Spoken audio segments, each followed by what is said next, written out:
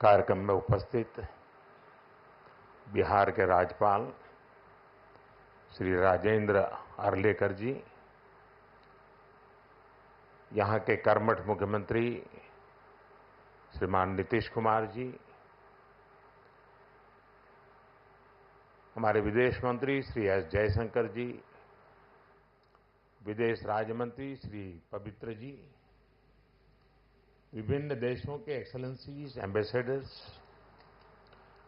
Nalanda university के VC professor, students, उपस्थित साथियों, मुझे तीसरे कार्यकाल की शपथ ग्रहण करने के बाद पहले 10 दिनों में ही नालंदा आने का अवसर मिला है।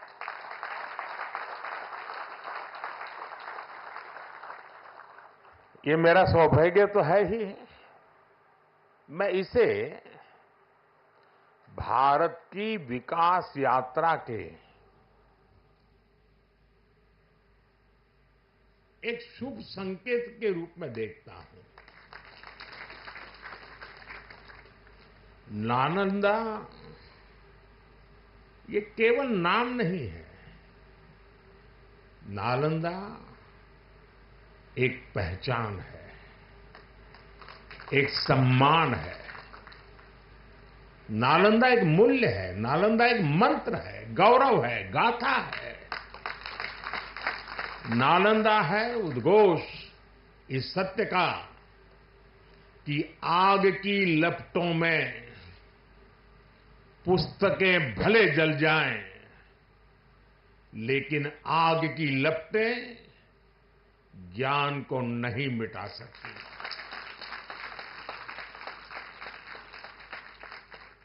नालंदा के ध्वंस ने भारत को अंधकार से भर दिया था। अब इसकी पुनर्स्थापना भारत के स्वर्णिम युग की शुरुआत करने जा रहा है। साथियों, अपने प्राचीन अवशेषों के समीप नालंदा का नवजागरण, ये नया कैंपस विश्व को भारत के सामर्थ्य का परिचय देगा। नालंदा बताएगा, जो राष्ट्र मजबूत मानवीय मूल्यों पर खड़े होते हैं, वो राष्ट्र इतिहास को पुनर्जीवित करके बेहतर भविष्य की नींव रखना जानते हैं। और साथियों, नालंदा केवल भारत के ही अतीत का पुनर्जागरण नहीं है, इसमें विश्व के, एशिया के कितने ही देशों की विरासत जुड़ी हुई है। एक यूनिवर्सिटी कैंपस के इनॉग्रेशन में इतने देशों का उपस्थित होना, ये अपने आप में अभूतपूर्व है। नालंदा यूनिवर्सिटी के पुनर्निर्माण में हमारे साथी देशों की भागीदारी भी रही है। मैं इस अवसर पर भारत के सभी मित्र देशों का, आप सभी का अभिनंदन करता हूं। मैं बिहार के लोगों को भी बधाई देता हूं। बिहार अपने गौरव को वापस लाने के लिए जिस तरह विकास की राह पर आगे बढ़ रहा है, नालंदा का ये कैंपस उसी की एक प्रेरणा है। साथियों, हम सभी जानते हैं कि नालंदा कभी भारत की परंपरा और पहचान का जीवंत केंद्र हुआ करता था। नालंदा का अर्थ है न अलम ददाति इति नालंदा, अर्थात जहां शिक्षा का, ज्ञान के दान का अविरल प्रवाह हो। शिक्षा को लेकर, एजुकेशन को लेकर यही भारत की सोच रही है। शिक्षा सीमाओं से परे है, नफा नुकसान के नजरिए से भी परे है। शिक्षा ही हमें गढ़ती है, विचार देती है और उसे आकार देती है। प्राचीन नालंदा में बच्चों का एडमिशन, उनकी पहचान, उनकी नेशनलिटी को देखकर नहीं होता था। हर देश, हर वर्ग के युवा यहां आते थे। नालंदा विश्वविद्यालय के इस नए कैंपस में हमें उसी प्राचीन व्यवस्था को फिर से आधुनिक रूप में मजबूती देनी है। और मुझे ये देखकर खुशी है कि दुनिया के कई देशों से यहां स्टूडेंट्स आने लगे हैं। यहां नालंदा में 20 से ज्यादा देशों के स्टूडेंट्स पढ़ाई कर रहे हैं। ये वसुधैव कुटुंबकम की भावना का कितना सुंदर प्रतीक है। साथियों, मुझे विश्वास है आने वाले समय में नालंदा यूनिवर्सिटी फिर एक बार हमारे कल्चरल एक्सचेंज का प्रमुख सेंटर बनेगी। यहां भारत और साउथ ईस्ट एशियन देशों के आर्ट वर्क के डॉक्यूमेंटेशन का काफी काम हो रहा है। यहां कॉमन आर्काइवल रिसोर्सेज सेंटर की स्थापना भी की गई है। Nalanda university ASEAN India university network बनाने की दिशा में भी काम कर रही है। इतने कम समय में ही कई लीडिंग ग्लोबल इंस्टीट्यूशंस यहां एक साथ आए हैं। एक ऐसे समय में जब 21वीं सदी को एशिया की सदी कहा जा रहा है, हमारे ये साझा प्रयास हमारी साझी प्रगति को नई ऊर्जा देंगे। साथियों, भारत में शिक्षा मानवता के लिए हमारे योगदान का एक माध्यम मानी जाती है। हम सीखते हैं ताकि अपने ज्ञान से मानवता का भला कर सके। आप देखिए, अभी 2 दिन ही के बाद ही 21 जून को इंटरनेशनल योगा डे है। आज भारत में योग की सैकड़ों विधाएं मौजूद है। हमारे ऋषियों ने कितना गहन शोध इसके लिए किया होगा, लेकिन किसी ने योग पर एकाधिकार नहीं बनाया। आज पूरा विश्व योग को अपना रहा है। योग दिवस एक वैश्विक उत्सव बन गया है। हमने अपने आयुर्वेद को भी पूरे विश्व के साथ साझा किया है। आज आयुर्वेद को स्वस्थ जीवन के एक स्रोत के रूप में देखा जा रहा है। सस्टेनेबल लाइफस्टाइल और सस्टेनेबल डेवलपमेंट का एक और उदाहरण हमारे सामने है। भारत ने सदियों तक सस्टेनेबिलिटी को एक मॉडल के रूप में जीकर दिखाया है। हम प्रगति और पर्यावरण को एक साथ लेकर चले हैं। अपने उन्हीं अनुभवों के आधार पर भारत ने विश्व को मिशन लाइफ जैसा मानवीय विजन दिया है। आज इंटरनेशनल सोलर अलायंस जैसे मंच सुरक्षित भविष्य की उम्मीद बन रहे हैं।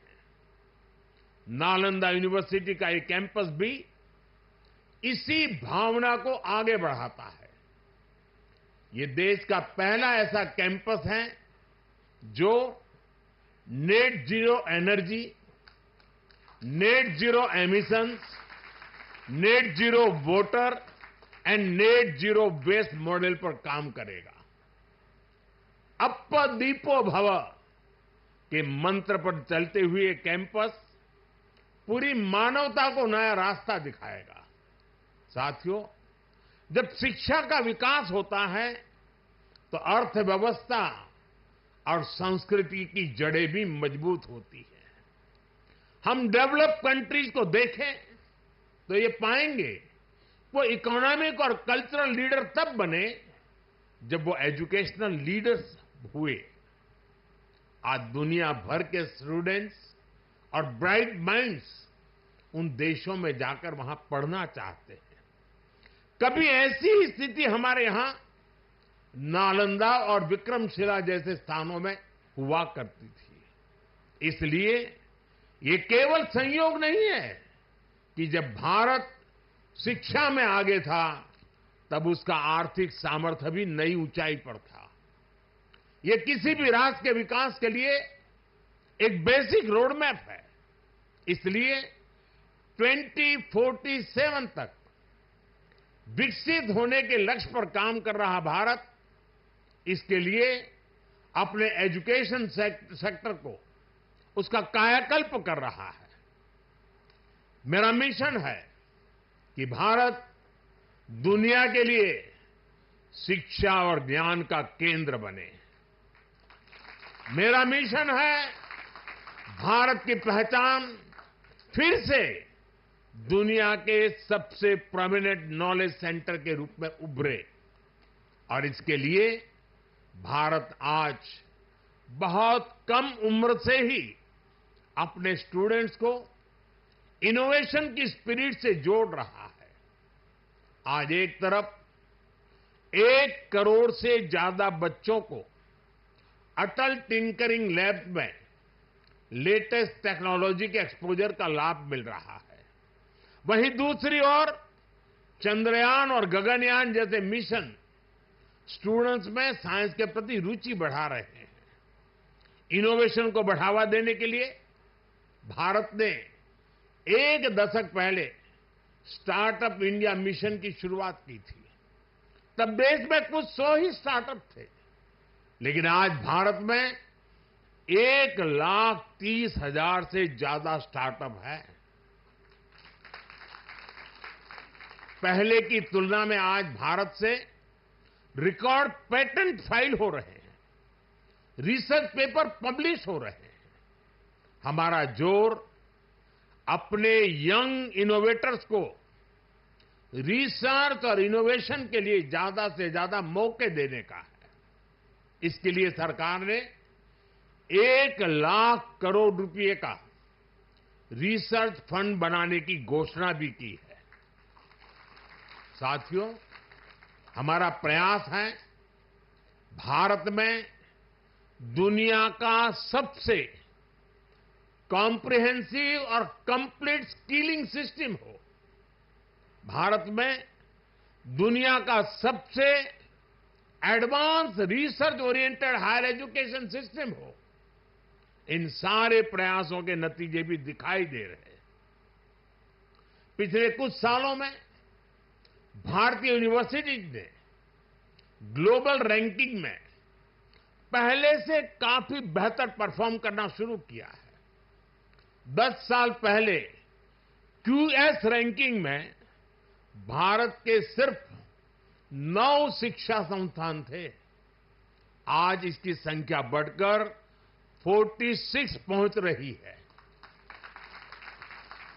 कुछ दिन पहले ही Times Higher Education Impact ranking आई है।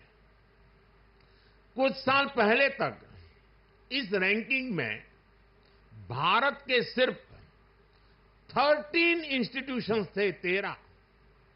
अब इस ग्लोबल इंपैक्ट रैंकिंग में भारत के करीब 100 शिक्षा संस्थान शामिल हुए हैं।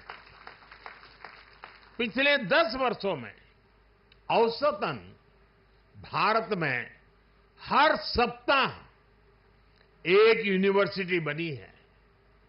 भारत में हर दिन एक नई आईटीआई की स्थापना हुई है। हर तीसरे दिन एक अटल टिंकरिंग लैब खोली गई है। भारत में हर दिन 2 नए कॉलेज बने हैं। आज देश में 23 आईआईटीज हैं। 10 साल पहले 13 आईआईएम्स थे। आज ये संख्या 21 है। 10 साल पहले की तुलना में आज करीब 3 गुना यानी कि 22 एम्स है। 10 साल में मेडिकल कॉलेजों की संख्या भी करीब करीब 2 गुनी हो गई है। आज भारत के एजुकेशन सेक्टर में बड़े रिफॉर्म्स हो रहे हैं। नेशनल एजुकेशन पॉलिसी ने भारत के युवाओं के सपनों को नया विस्तार दिया है। भारत की यूनिवर्सिटीज ने फॉरेन यूनिवर्सिटीज के साथ भी कोलैबोरेट करना शुरू कर दिया है। इसके अलावा डीकन और वुलंगडोंग जैसी इंटरनेशनल यूनिवर्सिटीज भी भारत में अपने कैंपस खोल रही है। इन सारे प्रयासों से भारतीय छात्रों को हायर एजुकेशन के लिए भारत में ही सर्वश्रेष्ठ शिक्षा संस्थान उपलब्ध हो रहे हैं। इससे हमारे मध्यम वर्ग की भी बचत भी हो रही है। साथियों, आज विदेशों में हमारे प्रीमियर इंस्टीट्यूट्स के कैंपस खुल रहे हैं। इसी साल अबू धाबी में आईआईटी दिल्ली का कैंपस खुला है। तंजानिया में भी आईआईटी मद्रास का कैंपस शुरू हो चुका है। और ग्लोबल होते भारतीय शिक्षा संस्थानों की तो ये शुरुआत है। अभी तो नालंदा यूनिवर्सिटी जैसे संस्थानों को भी दुनिया के कोने कोने में जाना है। साथियों, आज पूरी दुनिया की दृष्टि भारत पर है, भारत के युवाओं पर है। दुनिया बुद्ध के इस देश के साथ, मदर ऑफ डेमोक्रेसी के साथ कंधे से कंधा मिलाकर चलना चाहती है। आप देखिए, जब भारत कहता है one earth, one family and one future, तो विश्व उसके साथ खड़ा होता है। जब भारत कहता है वन सन, वन वर्ल्ड, वन ग्रिड, तो विश्व उसके भविष्य की दिशा मानता है। जब भारत कहता है वन अर्थ, वन हेल्थ, तो विश्व उसे सम्मान देता है, स्वीकार करता है। नालंदा की ये धरती विश्व बंधुत्व की इस भावना को नया आयाम दे सकती है। इसलिए नालंदा के विद्यार्थियों का दायित्व और ज्यादा बड़ा है। आप भारत और पूरे विश्व का भविष्य है। अमृतकाल के 25 साल भारत के युवाओं के लिए बहुत अहम है। ये 25 वर्ष नालंदा विश्वविद्यालय के हर छात्र के लिए भी उतने ही महत्वपूर्ण है। यहां से निकलकर आप जिस भी क्षेत्र में जाएं, आप पर अपनी यूनिवर्सिटी के मानवीय मूल्यों की मुहर दिखनी चाहिए। आपका जो लोगो है, उसका संदेश हमेशा याद रखिएगा। आप लोग इसे नालंदा वे कहते हैं ना। व्यक्ति का व्यक्ति के साथ सामंजस्य, व्यक्ति का प्रकृति के साथ सामंजस्य आपके लोगों का आधार है। आप अपने शिक्षकों से सीखिए, लेकिन इसके साथ ही एक दूसरे से सीखने की भी कोशिश करिए। Be curious, be courageous and above all be kind. अपनी नॉलेज को समाज में एक सकारात्मक बदलाव के लिए प्रयोग करिए। अपनी नॉलेज से बेहतर भविष्य का निर्माण करिए। नालंदा का गौरव, हमारे भारत का गौरव आपकी सफलता से तय होगा। मुझे विश्वास है आपके ज्ञान से पूरी मानवता को दिशा मिलेगी। मुझे विश्वास है हमारे युवा आने वाले समय में पूरे विश्व को नेतृत्व देंगे। मुझे विश्वास है नालंदा ग्लोबल कॉज का एक महत्वपूर्ण सेंटर बनेगा। इसी कामना के साथ आप सभी का मैं हृदय से बहुत बहुत धन्यवाद करता हूं और नीतीश जी ने सरकार की तरफ से पूरी मदद का जो आह्वान किया है उसका मैं स्वागत करता हूं। भारत सरकार भी इस विचार यात्रा को जितनी ऊर्जा दे सकता है उसमें कभी भी पीछे नहीं रहेगा। इसी एक भावना के साथ आप सबको बहुत बहुत शुभकामनाएं। धन्यवाद।